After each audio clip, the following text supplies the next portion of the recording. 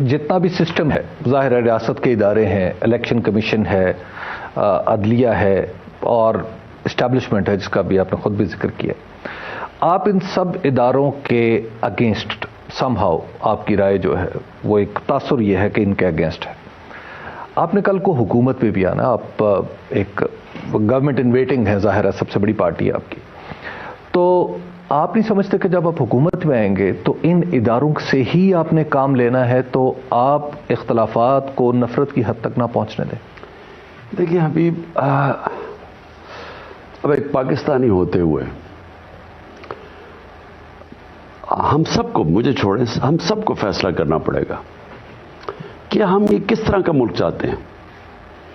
کیا ہم یہ ملک یہ چاہتے ہیں کہ اس ملک میں ایک آدمی، میں اسٹیبلشمنٹ کی بات کر رہا ہوں، اتنی طاقت ہے ایک آدمی میں کہ ایک آدمی فیصلہ کرتا ہے گورنمنٹ گرانے کا اور چوروں کو اوپر لانے کا اور ان کو این آر او دلوانے کا. اب کیا ہم بھیڑ بکریوں کی طرح اس کو قبول کر لیں؟ اب سوال یہ ہے کہ اگر وہ فیصلہ کر گیا ہے اور وہ نقصان واضح ہے اب سامنے، ملک کلیپس کرنے پہ ہے، اکانومی بیٹھ گئی ہے، ذرا ہندوستان کے ٹی وی پہ پروگرامز دیکھیں پاکستان کے اوپر کیا کر رہے ہیں کہ جی بھیک مانگنے کے لیے نکلے ہوئے ہیں، ملک میں پیسہ نہیں ہے، ڈالر سب دنیا کے سامنے ہے. اب تو کوئی چیز چھپتی نہیں ہے نا، آپ گوگل کریں تو پتہ چل جائے گا پاکستان کے حالات کیا ہیں. تو ان حالات کو جو آدمی جو ذمہ دار ہے اس کا، اب مجھے بتائیں کہ کیا میں چپ کر کے کہ وہ ناراض نہ ہو جائے کیونکہ وہ اسٹیبلشمنٹ ہے تو وہ ناراض ہو جائے گی تو میں چپ کر کے قبول کر لوں یا اس ناانصافی کو قبول کر لوں؟ اور ملک کے اوپر، اچھا میں یہ بھی مان لیتا، ٹھیک ہے جی عمران خان کی حکومت اچھی نہیں کر رہی تھی، 6% گروتھ ریٹ تھا، چلیں آپ کوئی ایسے ٹیکنوکریٹس لیں، جینیسز، وہ ملک کو اٹھا دیں، بسم اللہ. لیکن چوروں کو اوپر مسلط کرنا جنہوں نے بینک کرپٹ کیا ہے، نون لیگ 2 دفعہ 99 میں گئی ملک بینک کرپٹ اور 2018 میں ملک بینک کرپٹ، ان کے پیسے بن جاتے ہیں، ملک بینک کرپٹ ہو جاتا ہے.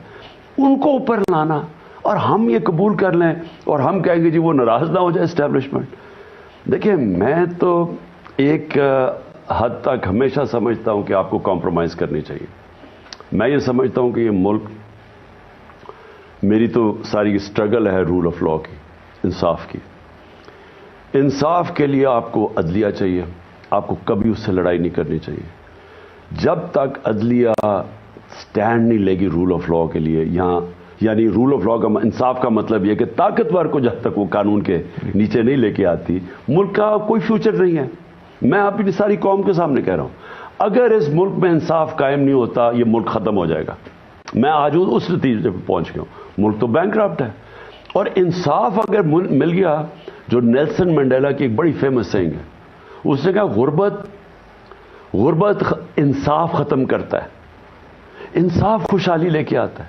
تو یہاں چوروں کو اوپر آپ این آر او دے دیں، غریب لوگ جیلوں میں رہیں اور سمجھے کہ یہ معاشرہ بچ جائے گا. تو عدلیہ کا بہت بڑا رول ہے اور اسٹیبلشمنٹ کا بہت بڑا رول ہے. یہی اسٹیبلشمنٹ بجائے ایک آدمی اس کو سارا رول آف لا تباہ کر رہا ہے اور انصاف تباہ کر دے، یہی اسٹیبلشمنٹ اس ملک میں رول آف لا قائم کر دے، انصاف قائم کر دے، یہ ملک اٹھ جائے گا. تو بات آپ کی بالکل ٹھیک ہے، کام تو انہی 2 اداروں کے ساتھ کر رہے ہیں ہم نے.